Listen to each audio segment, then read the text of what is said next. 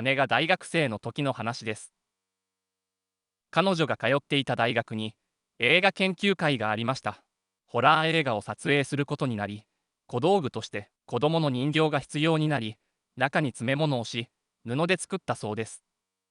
おかっぱ頭を黒い毛糸で作り、顔はのっぺらぼう、服装は昔のおとぎ話に出てくる村の子供が着ているような着物で、大きさは50、60センチくらいだそうです。チープな作りでしたが、かなり不気味だったといいます。撮影も終わり、他の小道具とともに部室に置きっぱなしにしていたのですが、そのうち、その映画に関わった人の周りに、その人形が現れるようになった、というのです。夜、おかしな気配に目覚めると金縛りになっていて、見てみると、部屋の隅にその人形が立っている、天井の隅に浮かんでいる、胸の上に立っている、夜更かししていて、視線を感じてそちらを見ると、玄関先にその人形が立っていた、トイレや浴室を開けたら、人形がいた、などなど。姉はその研究会には入っていませんでしたが、姉の友人が参加していて、こんなことが起きているんだよ。怖くって仕方がない。と話を聞き、私たちにこう言ったのです。あんたたちの力で何とかしてあげられない？私、当時高校生、と妹、当時中学生は、霊感体質で、幼少時から不思議な存在を見たり聞いたり感じたりしています。私と妹にその霊能力で解決してくれというのです。何言ってんだよ。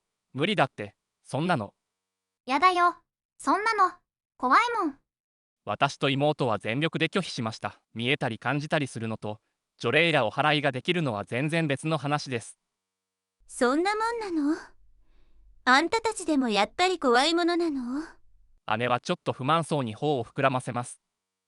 姉には全く霊感はありません。それゆえに、この世のものでない存在と対峙した時の緊張感と恐怖感が、今一つ理解できないのでしょう。おっとりした性格も、それに拍車をかけているようです。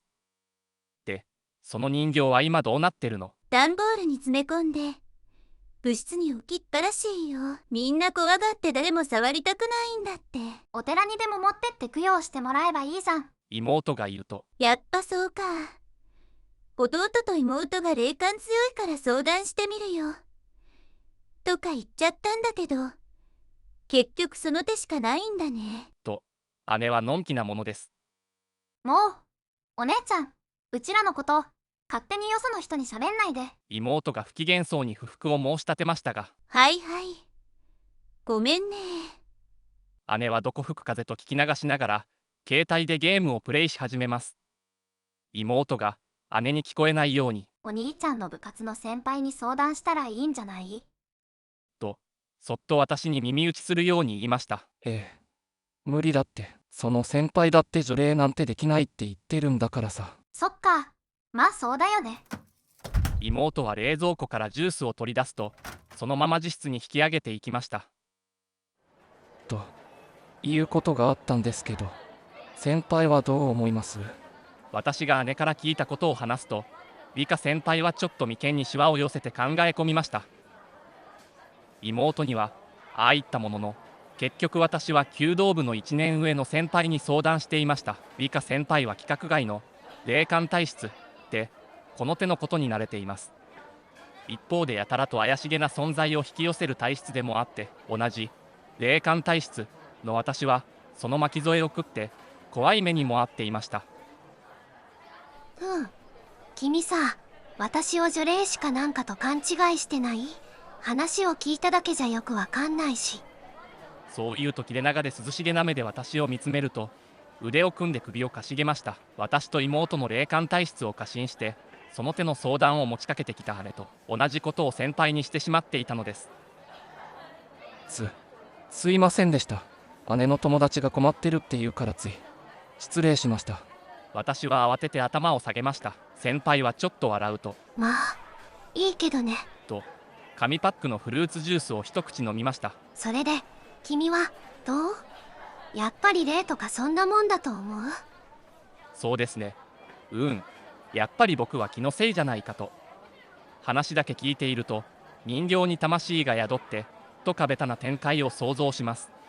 でも、100年前の古い日本人形とか、海の向こうから渡ってきた歴史あるフランス人形とかならそういうこともありえるかもしれませんが、大学生の映画研究会サークルが撮影のために作った小道具です。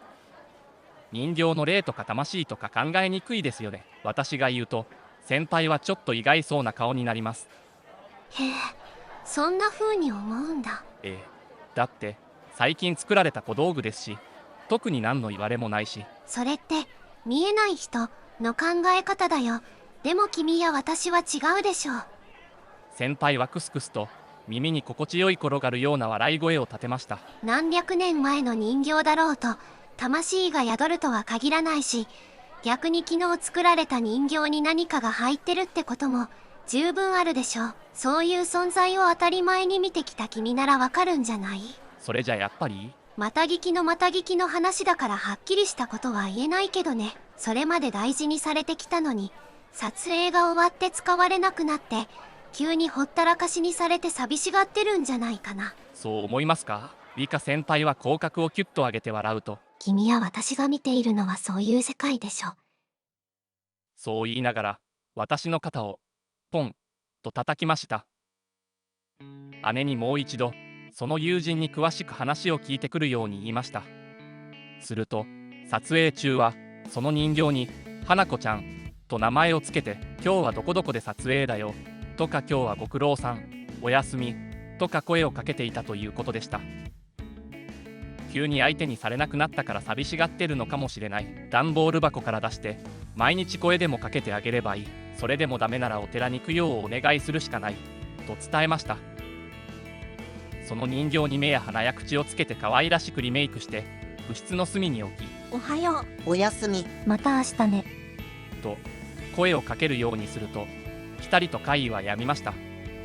それからは映画研究会のマスコットとして受け継いでいくことにしたそうです。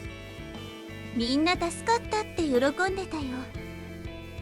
ありがとね。いやでも本当に不思議なことってあるもんだね。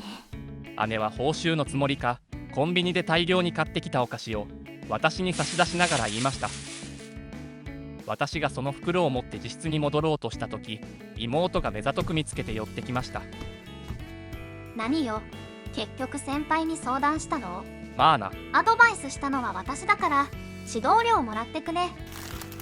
妹は袋に手を突っ込んで結構な量のお菓子をつかみ取りました。おい、取りすぎだろう。抗議する私にもそしらぬ顔で妹はさっさと部屋に入っていきます。それを見送りながら理科先輩に何かお礼しなきゃなと思ったのでした。